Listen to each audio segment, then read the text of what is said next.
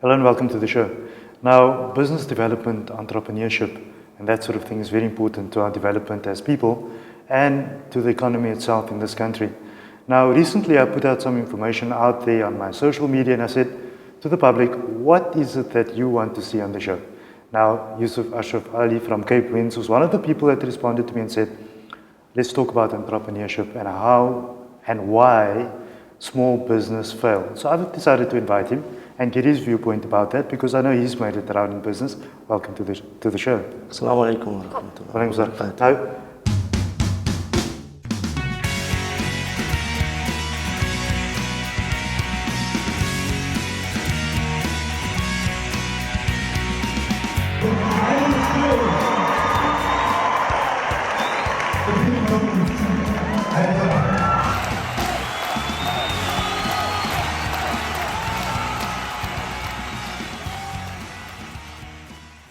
it's very interesting that you contacted me saying that.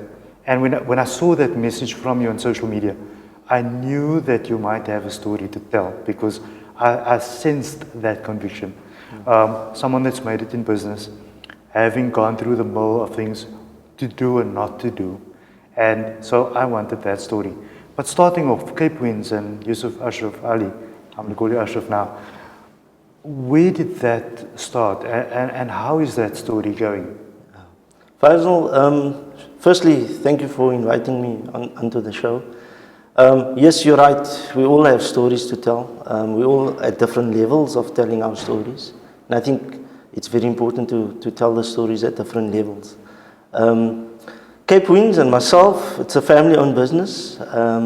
We've been around now for 7 years. We started out in 2008. And like any successful businessman, entrepreneur, I see myself as a serial entrepreneur. I said this to a government official the other day. It took her 5 minutes to respond to me because she was in laughter. It's the first time she heard someone saying serial. Yeah. You normally get serial killers. And yes. Anyway, the story about Cape Winds, we're on a journey, exciting journey. We'll probably never arrive. We'll always be on this journey, in my view. We've basically see ourselves as outsourced specialists. Cape Winds started after some unsuccessful businesses, but that's part of the journey. It's part of success. It's part of success. Yes. I read a lot of positive books and I've met a lot of positive people, successful businessmen, and they've all had failings. I'm no different. So while we're on that part, do you believe that these failing and failing in a particular thing is actually, it's just a life lesson of how to deal with something to come in the future? Yeah, it's a life lesson. You've heard, and I'll probably refer to a lot of cliches, during this chat. But you've heard a lot of people said, I've paid my school fees. Correct. I've paid varsity fees. So, but that's exciting. Got a doctorate in it. Yeah, I've got a doctorate. So it's exciting for me that we've done that and we move on. I think that's very important. So a bit about Cape Winds, if I can expand on it a bit. Like I said, we see ourselves as outsourced specialists, and what we do is we focus on a number of industries. In property, around facilities management. Facilities management is very broad, but what I mean by that is it is around a lot of tasks and services that you can render to a client. So we tell the client, you focus on your core business and outsource the non-core. At the end of the day, the client don't like to deal with a whole host of contractors, service providers, professionals. They want to deal with one port of call. Correct. And they hold us accountable. So we thrive on that because we like to be measured by this client, and through that we roll out projects. So there's a number of projects that we're busy with. There's even some risk projects because it's part of the community that we're involved with, and we thrive on that as well because at the end of the day, if we can make a difference, we do that. So in terms of Cape Winds, we feel it's very important that we align ourselves to known and reputable businesses. We have a number of agency agreements in place, and one of the agency agreements we have in place is with a company called FSM. They stand for Fabricated Steel Manufacturing. They're based in Johannesburg. They've got a big factory there. They've got a factory in Atlantis. They're actually expanding the one in Atlantis, which means it's more jobs. That's exciting. So we're involved with them as part of an enterprise development program. And I think it's very important for the viewers to understand that government has put out a scorecard. That scorecard was revised now recently. There's a new scorecard. 1st of May, that scorecard came out. I'm not going to touch on all the elements, but there's 5 elements. What we did as Cape Wind is we looked at that elements and said, okay, how can we align ourselves with reputable companies? That needs to align. If they want to do business with government, they can do that business with government if they align through the scorecard. And we looked at the enterprise development and the preferential procurement. And 4 or 5 years down the line, we're still with this company. So what we do is we market prefabricated offices, clinics, schools, ablutions. We have clients such as the City of Cape Town, provincial government, Transnet. There's a whole host of clients. Pick and Pay. Pick and Pay now recently is very exciting. Put up a library in Mitchell's Plain. We all know that schools are suffering. And this was a wonderful thing. Just to just hold you for a second there. You are talking about this concept of outsourcing now. Yeah. Many years ago, Yeah. When we spoke about business, it was company A providing service A. Yeah. And today it's company A providing service B, C, and D, and E because of outsourcing. Yeah. Now, outsourcing has become a global trend. I know Yes, that some people call this virtual companies and virtual operations. For example, if you look at British Airways, for example, British Airways is, I think, I stand under correction, 80% outsourced. So from the ladder service down to the catering, to the aircraft now, they only own a certain percentage. So when the market does a dive, they can either say, I don't want those 3 aircrafts for the next year. Correct. And when the market does well, we want another 5 aircraft. So you've come in a very strategic space in outsourcing. For sure. But what do we define in South Africa as outsourcing? When it comes to you as Cape Winds, you saying that you sit with government, you procure the following, Yes. and you outsource Yes. that to providers that work under your banner. Is that the focus? That's the focus. Look, government, when we talk about you focus on your core, if they're obviously in buildings, and they're managing internally, they're managing certain of their buildings, any client for that matter, but they're in finance, but they own property. They have all these buildings that they set up offices countrywide, and they have maybe their own people running them. No one is monitoring those guys as they should, in our view.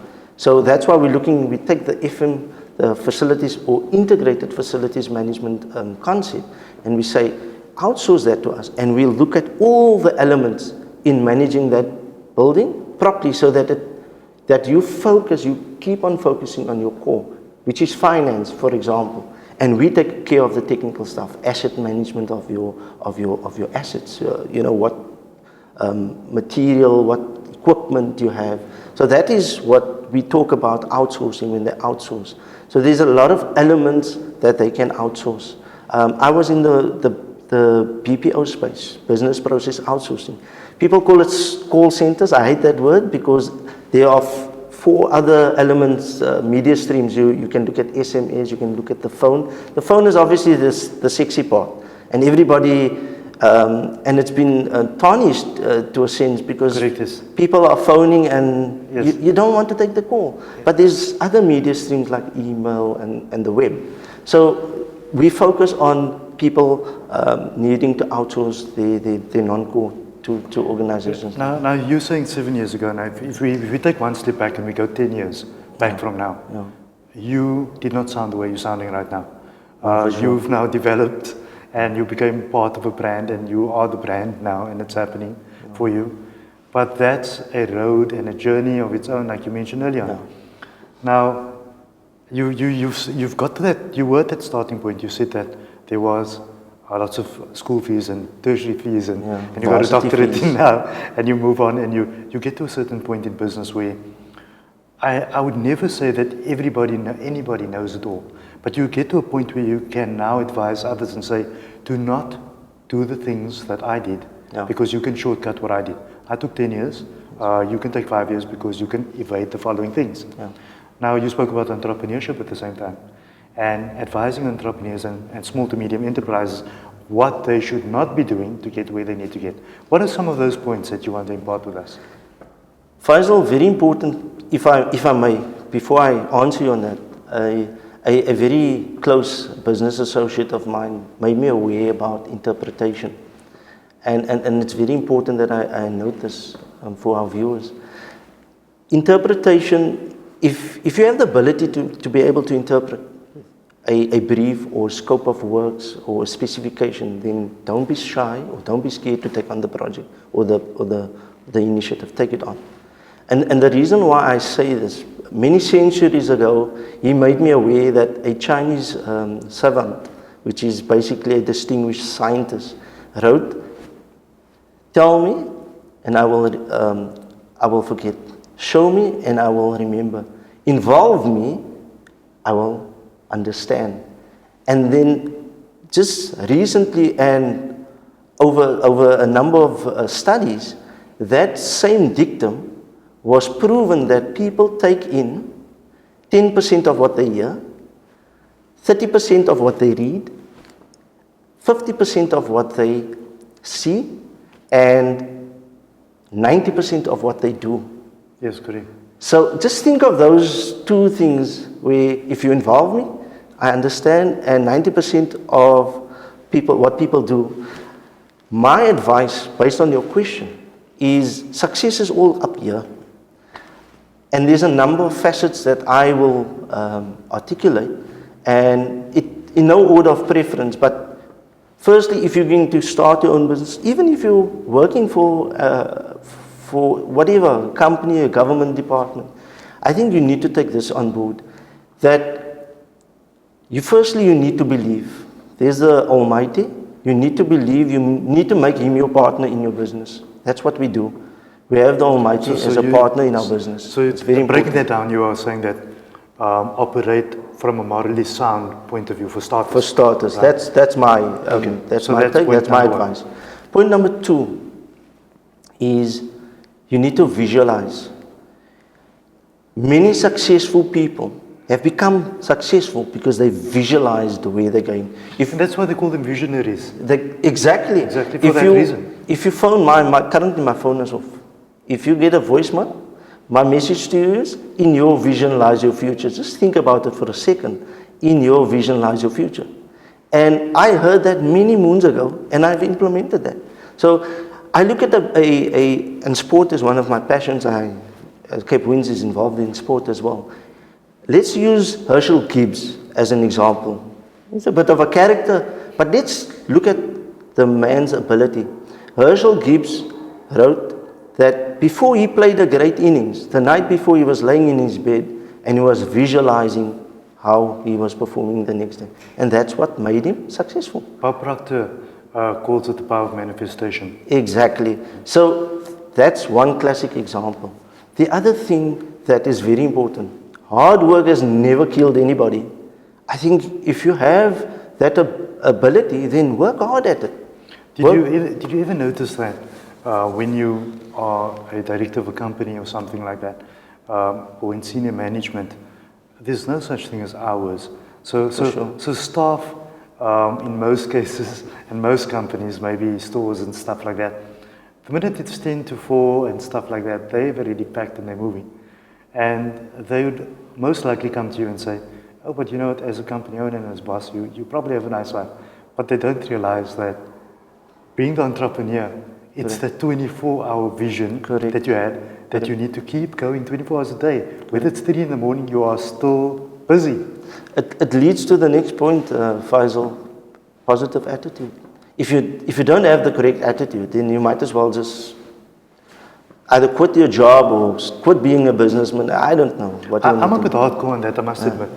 I get a bit hardcore in things that I say, but I'm all for people being positive and whatever they see, they can perceive. I'm going to give you a little story of my own while you're at it, if you don't mind. No, for sure. I started this office in 2001 in Cape Town, And a few funny things happened to my brother and myself, and that was, we had this vision that we wanted to be in the film and television industry. But at the time, the demographics were slightly changing, and issues were happening there, and so all kinds of factors were around that. And apart from the fact that we didn't know what we were doing, that was another matter, right?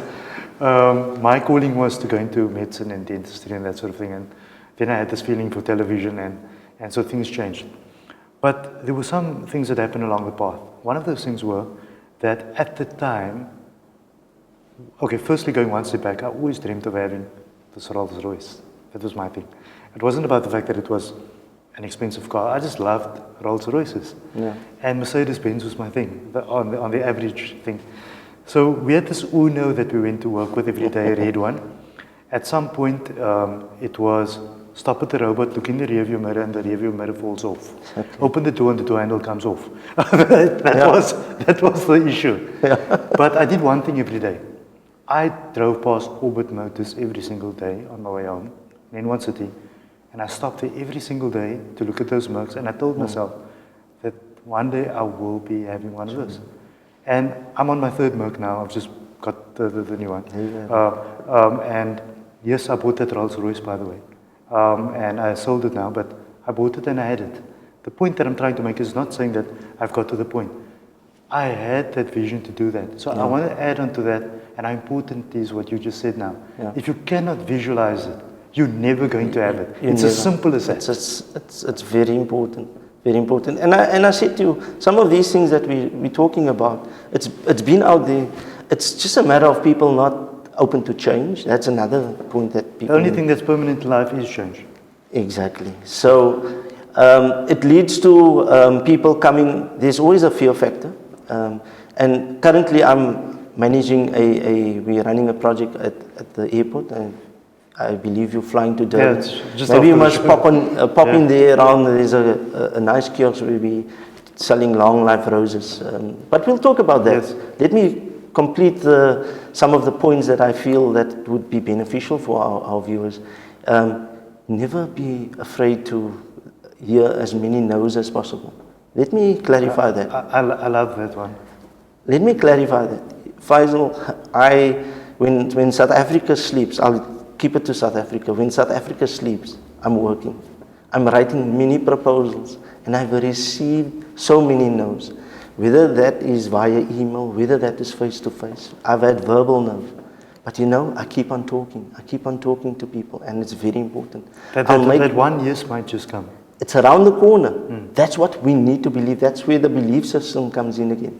I'll make another cricket analogy. Steve Waugh, Australian, we all South Africans don't like the Australians, but we can learn from them. Steve Waugh, many years ago when he was still playing, he was number 1 ranked in the world. And you looked at that, and I think as a captain, he had the most number of centuries and the most number of runs. But no one knew in the background that although he was number 1, when they dig deeper and they looked at his stats, he also had the most number of ducks, zeros. Amazing? Isn't that amazing? The most number of zeros, ducks, but he was number 1 in the world. So the moral of the story is, don't be afraid of those no's. That's why I refer to this people the staff members that I'm youngsters, dynamic people, but they fear this no's, and for some reason they call me uncle. But I'm giving away my age here. They say, uncle, but these people are not wanting to buy our product. I keep on, then I do it, because that's the other thing. Just be a doer, just action it, and get the no's, and you're going to get to the next years. And sometimes I prove it to them, and they say, wow, uncle, you're lucky. Then I say, no, I'm not lucky. Listen to what I'm telling. This is just experience. Gary Player, many moons ago, I also read this. Gary Player said, you know, the more I practice, the luckier I get. Yes. And it's all, these are things that, it wasn't my... Do you know the title of one of Richard Branson's books? Can I say it? Screw it, let's do it. Okay. I've read that book. But in the end of the day, I've read that. It is as simple as that. It's as simple as that. Yeah. So, very important, just be a doer, action. Hard work hasn't killed us, anybody. I think, very important, the next point, balance. Oh, I'm fortunate. Cape Winds is a family-owned business, so you must know that I've got a partner. The same was after I think there's a part I don't want to hear. I don't want to go there. Very important. Doesn't happen with me. Balance. Yeah. Balance. What do I mean by balance? Religion. Okay, no, that's fine. I haven't managed to get all these children and grandchildren. No, for sure, But, okay. for sure. What I'm saying here is, and I'm not perfect at this yet, but that's why I have a fantastic wife, her name is Rashida, that stands behind me and pushes me around the balance side. Balance, it is religion. You know, even as business entrepreneurs, yourself, and maybe we can learn from one another. You know, a simple goal I've made, and I don't always get it right, but we know that we have busy days. We're always busy. We're on the road, whatever the case may be. I've made one simple goal that we know that from an Islamic perspective, we pray 5 times a day. I've made it a simple goal that through the day, I'll at least go to one prayer meeting in the masjid. At the mosque. At the mosque. So that's your commitment. That is the one thing you must do in that day. I don't always get it right. Yes. I don't even, but No, the but majority. but I think the intention is there. It's about Yeah. intention. So that's a simple thing. So many times we are rushing to this meeting where we could just pop in there. There's enough time, but we need to be there on time, not to be on the wrong side of the client. You can still be on time if you plan your day properly. So you can still go to the mosque and do the prayer. And it doesn't matter. We know there's 5 prayers. You can do one of those prayers. And gradually you can do all of them. I look at my father, for example. He's obviously a pensioner now. He still operates out of the back of his boot by selling wares like chocolates and whatever. And I look at him, but he's always in the masjid. Yes. But that for me, once I become financially and successful, then I can look at myself and there's my role model. So it's exciting that I know where I'm heading to. So I look at myself, I see my dad, and I say that is what I want to become one day. If I can ask you a question, do you think one of the key points for budding entrepreneurs is to take advice from the right people? I'll tell you why I'm saying this. Whenever you start out, our Chief Financial Officer, Hassan Jogi in Durban, talks about this. He calls it the NIH something syndrome, not invented here syndrome. Yeah. So what he means by this is that you come up with an idea and a thought and you say, well, let's develop this project. And then everyone else will say, no, I don't think it's going to work. I think you're wasting your time. He calls that the not invented here syndrome. So that means because I didn't think about it, so I'm going to say all these things. But in the end of the day, think about this.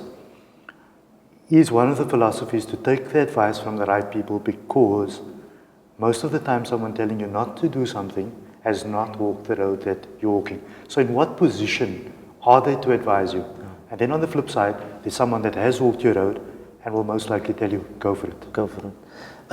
Faizal, if you allow me, just on the balance, I'll answer your question. I just want to get that out of the... I'm talking religion, diet, health. Obviously, diet is eating properly, health, exercise. Mind, body, and soul. Mind, body, and soul, health. And then we talk time out. Very important. Like I said to you, I told you I'm a sports person. Do you actually find the time out? Faizal, I'm the person, I'm I just work looking where hard. to find it, but okay. I work hard and I play hard. I've heard that one before. Yes? The Arabs once told me that we didn't work hard, we work smart. Well, that's enough. Look, I love sport, but when I'm involved with sport, there's an element of work as well. But the time out is very important, the me time. I have a wonderful, and the other element is obviously family. You need to spend time with family. Okay? We're working on that. I have a personal problem with the me time thing. I get itchy. If I'm sitting alone on a Saturday, I get itchy, like I need to open the laptop and start. I don't know how you overcome that part. But maybe, look, like I said, the weaknesses, we all have weaknesses. That's maybe a weakness on your side, but you need to work on it. If you work on your weaknesses, you naturally have strengths, and you work on the weaknesses. So are you saying that your me time, you actually divorce yourself totally? Are you able to? Yeah, I switch off. I happen to be a Manchester United fanatic. Oh, okay. So I need to watch Manchester United live. Even if I have to So you don't care if the I wind don't is want blowing at Cape Winds at that time, it's fine. Cape winds can blow, blows past me. Yes.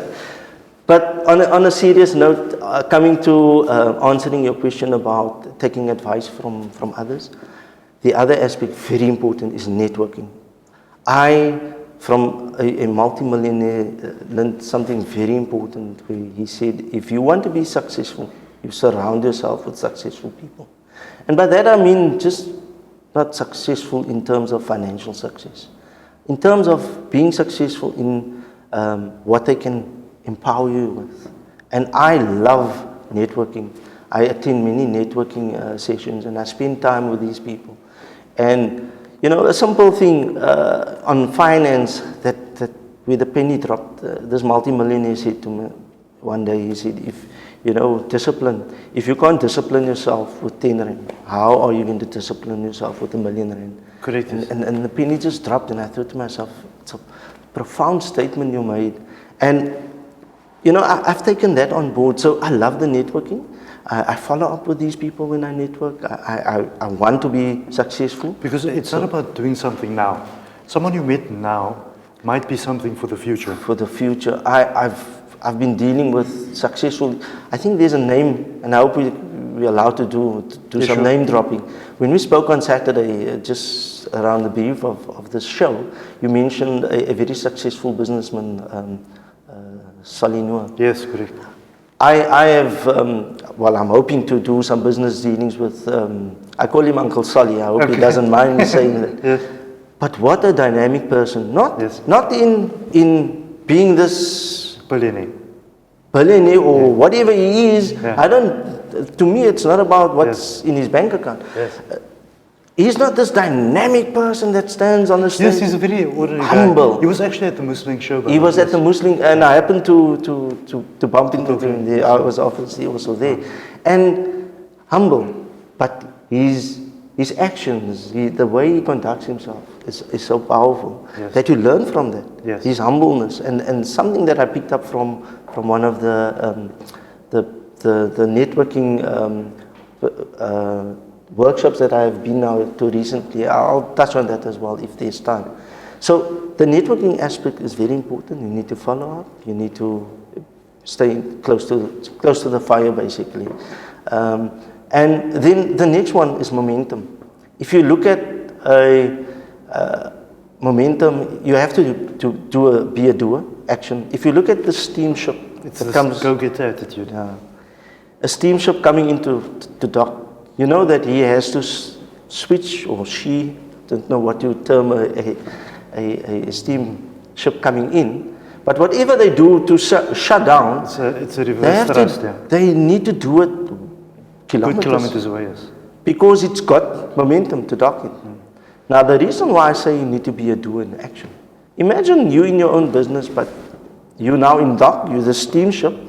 Now to get back out there, that steamship has to start up hours before it goes out again and gain momentum. Now you take that analogy and you apply it to yourself in terms of if you're using the balance and you're overbalancing by me time and not doing and not actioning, that's where people are also going wrong.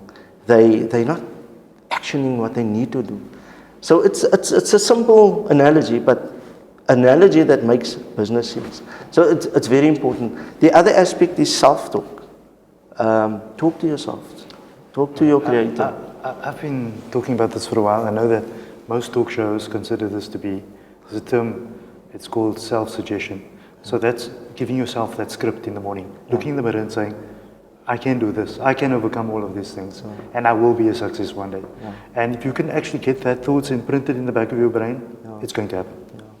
So for me, those are a few fundamentals, and it's not Ashraf, Allie that's come up with it. That's things that through my journey, I've picked up. And for me, the last point is enjoy. It's a journey. Enjoy. Have fun. I have lots of fun in my business. There are challenges, for sure.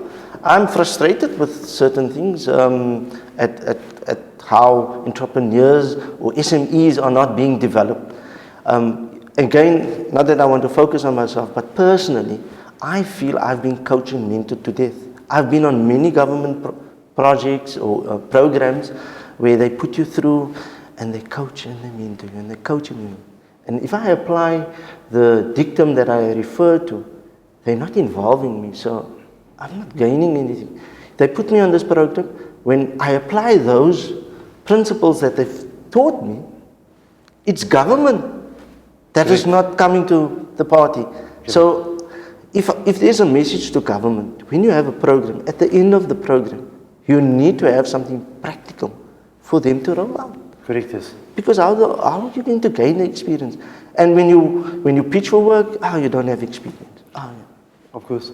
Ashraf, we've reached the end of this episode. Yeah. I realized through the recording now that I think that we're going to have many more sessions together because there's a lot. And I love the idea that when I spoke to you in the pre-briefing over the weekend before the show, you said that, but there are many other business people that are bigger than me and better than me and all those kind of things. But remember what I said to you, it wasn't about that. Everybody's got a particular story, and if you are willing to impart that knowledge with someone, that's more important than all the other stories. And that's the part that I was enjoying.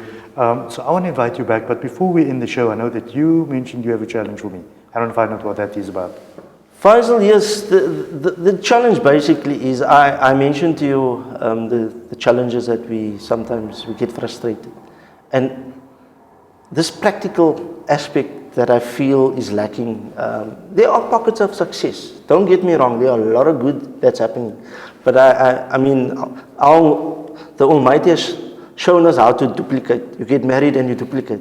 So you take that analogy again. Why aren't we duplicating those successes? So I put a challenge out to you, and I'm prepared to co-host whatever or get involved. And if you want to use Cape Winds as a starting point, is identify a project within a business and do a practical intervention. Now, so this is like a proper intervention when you put up the sign on the wall saying we are intervening.